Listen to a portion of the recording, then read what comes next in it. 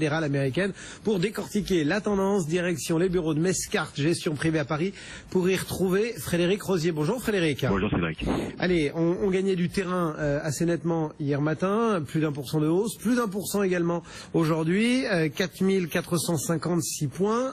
C'est la réserve fédérale qui inévitablement fait la tendance. Oui, effectivement, on revient un petit peu plus haut d'ailleurs que les points hauts d'hier, mais pas beaucoup plus haut.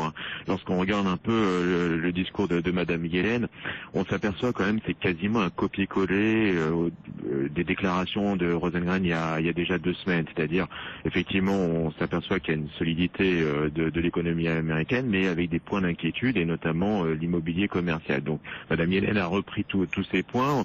On a eu finalement très peu de volatilité par rapport à cette déclaration de la Réserve fédérale, comme quoi les discours étaient plus ou moins attendus et en ligne avec ce qu'on attendait. Et voilà, on a un consensus qui se dégage quand même pour une remontée des taux d'ici décembre. On était à peu près à 55% des analystes qui estimaient cette hausse possible au mois de décembre. On est à 59%, donc très peu d'influence. Mais voilà, le marché y voit un petit peu plus clair, et ce qui nous permet de revenir sur des points hauts, et ceux notamment qu'on avait atteints hier. Bon, et une fois de plus, il y a quand même un bon engouement du côté des bancaires avec SocGen, BNPP, Crédit Agricole, Natixis ou encore Amundi, et qui sont à la hausse. On peut rajouter AXA pour compléter le compartiment financier. Côté valeur, on parle aussi beaucoup, inévitablement, j'ai envie de dire, de Dassault Aviation avec ce Rafale.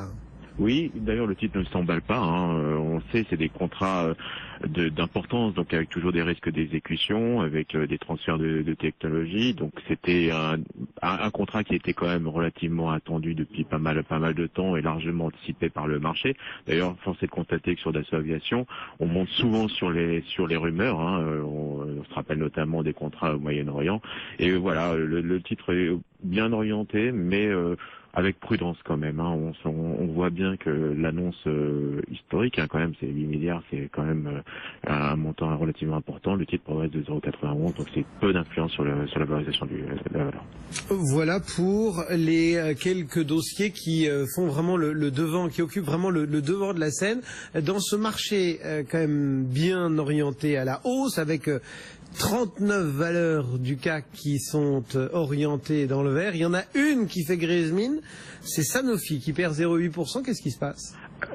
C'est une année difficile pour Sanofi. Donc il y a une problématique assez importante, c'est la section diabète qui représente un peu plus de 20% du chiffre d'affaires de Sanofi. Alors les pressions sont multiples. On a eu il y a quelques semaines l'annonce qu'un des plus gros mutualistes américains déremboursait le Lantus.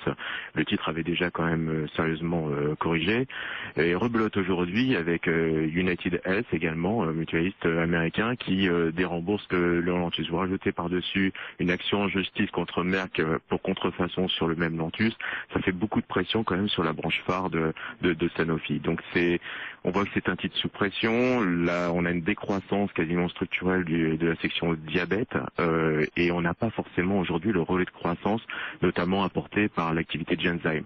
Donc on risque d'être encore sous pression, à mon avis, pendant quelques temps, jusqu'à qu'on ait une bascule finalement de la structure vers les maladies orphelines, notamment portées par Genzyme. Donc c'est très très compliqué, on le voit, le titre est en train de casser des supports relativement importants. On est sur les plus bas annuels, on est même sur les plus bas quasiment depuis quelques années. Donc attention, c'est une vraie fragilité sur le titre.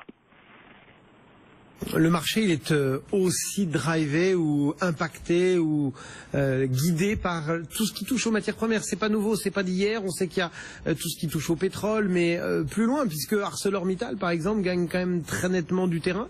Vous avez un regard particulier sur cette considération ? Oui, un peu par rapport à la note de S&P qui considère aujourd'hui que même si il y a encore des risques sur le secteur, que le pire est derrière nous. Donc on le voit, il y a toujours des risques, notamment avec la concentration du secteur, notamment en Chine, les implications qu'on pourrait avoir, notamment avec des barrières douanières en représailles de ce qui se passe en Europe notamment.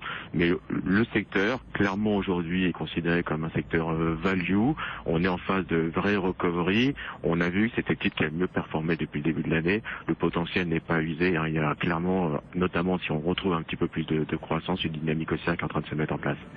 Merci beaucoup pour avoir pris ces quelques minutes. On vous retrouve tout à l'heure, hein, Frédéric, pour continuer à suivre bien évidemment cette tendance depuis Mescart Gestion Privée. En attendant, le CAC 47 juge 0,8%, 4457 points. Guillaume, voilà pour les principales données boursières. Et à 10h07, dans le reste de l'actualité du jour, le dossier syrien toujours à la